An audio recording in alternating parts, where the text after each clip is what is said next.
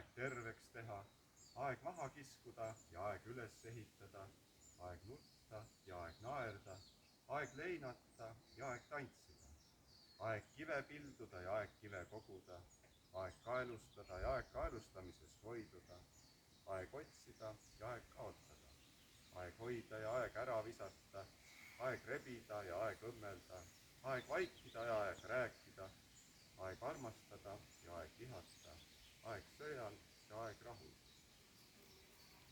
Mis kasu on töötegijal sellest, mille kallal ta vaeva näeb?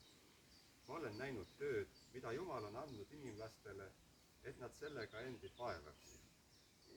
Kõik on ta omal ajal hästi teinud. Ta on nende südametesse pannud ka igavikku.